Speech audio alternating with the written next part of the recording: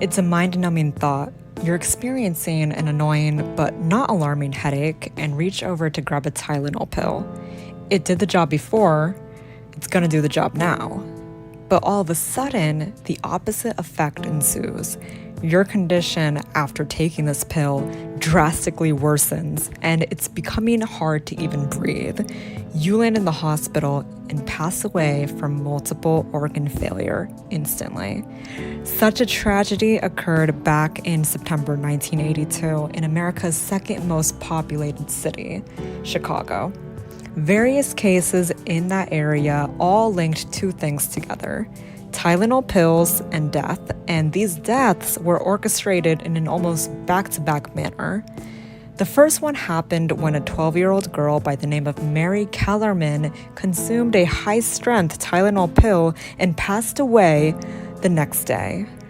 Literally the day Kellerman passed away, 3 adults from a different family of varying ages also took Tylenol pills and succumbed immediately after as well.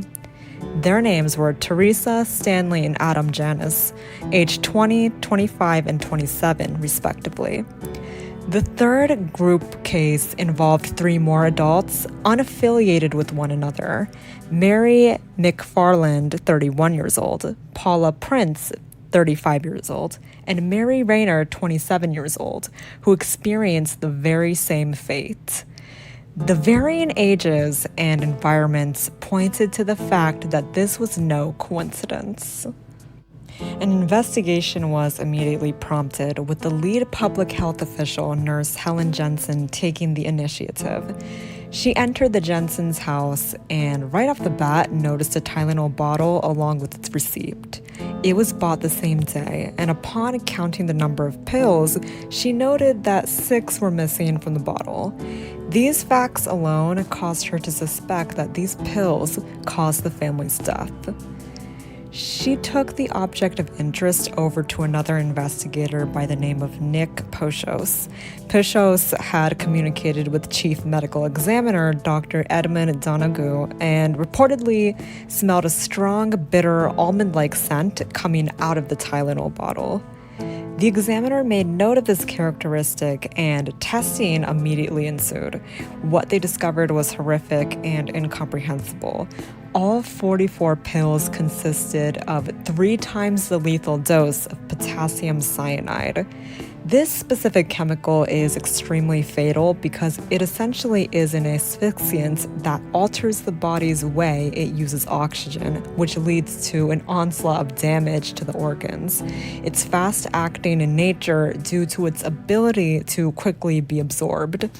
Symptoms manifest within seconds of ingesting such a chemical, and death is expected within or even under 30 minutes, which results in shock and cardiac arrest.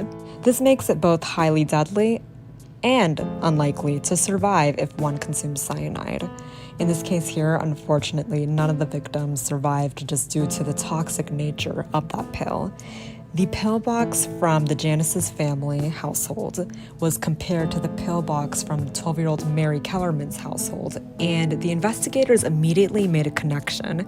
Both boxes came from a similar lot from manufacturers Johnson & Johnson. This specific lot was called MC2880.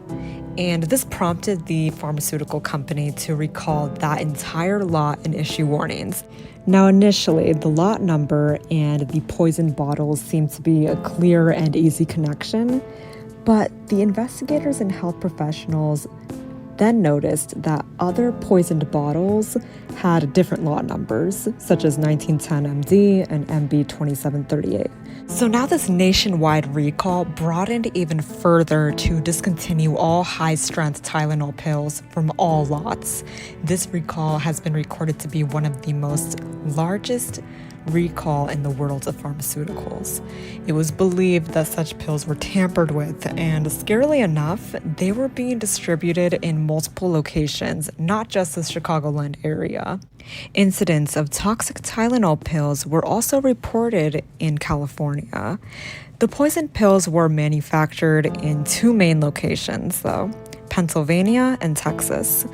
This ultimately prompted an even broader recall from the manufacturer, who issued warnings as advertisements that no one should consume any Tylenol product that contained an ingredient called acetaminophen, which is basically a drug that treats mild pains, aches, and fevers. At this time, an estimated worth of $100 million of bottles were on the loose, or approximately 31 million bottles. So now the question is, who tampered with the pills in the first place? Because they were obviously altered. It was hypothesized that the pills were tampered with after they were placed on the store's shelves. With that thought, the police started to look at the store's footage of when the victims bought the Tylenol.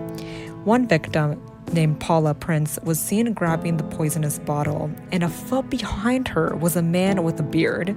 That alone, in my opinion, doesn't really mean anything. I mean, it's a store, there's going to be more than one person at a store, especially one as popular as Walgreens. The FBI tried other desperate attempts to capture the victim, even asking the 12-year-old victim's family for permission to publish the location of their daughter's gravesite and address. The purpose of them doing that was to see if they could capture the perpetrator visiting the grave. I mean, I don't know. It's an attempt on their end. Would I call it effective? No. Putting the address would just attract a lot of attention from different people, and honestly sounds kind of dangerous and weird.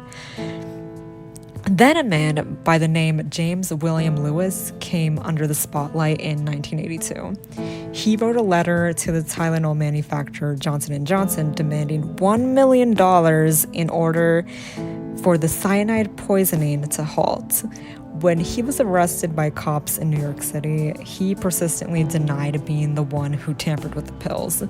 He did give ideas to the investigators of how the drugs were able to be altered, insisting that the person of interest possibly bought them first, then added the poison, and then reshelved them back in the store. He claimed that he only wrote the letter to embarrass his wife's former employer by transferring the money to the employer's bank account. I mean, whatever the hell that means. So he was super suspicious for even saying all of that, but was ultimately given a 10-year sentence just for extortion because they couldn't tie him directly to the tampering of the drugs. In 2010, Lewis and his wife handed over their DNA samples to the police, and lo and behold, nothing actually came out of that either. Lewis created a website even claiming that he was framed and that he and his wife were living in New York City during the time of the poisonings, though they did briefly live in Chicago in the early 1980s. Honestly, the more he spoke, the more guilty he looked. And dishonest people do have a tendency to ramble on and on. His track history and actions actually backed up his sketchy persona. Back in 1978, he was accused of literal murder and dismemberment of a man in Missouri, but the charges were dropped because they couldn't determine the man's cause of death, and the evidence was tampered with as well. Then in 2004, he was accused of kidnapping and harassing a woman, but that case was also dropped because the victim refused to testify. So basically, this individual was let off the loose multiple times, and now the officials want to act confused on why and how this all came to be. In my opinion, it's just pretty cut and clear. We have this fraudster-like guy who has had a history of blending into various states, taking on various titles, and committing several criminal acts, only to somehow get away each time. That alone gave him the added confidence to literally go into stores, buy drugs, poison them, and then put them back on the shelves.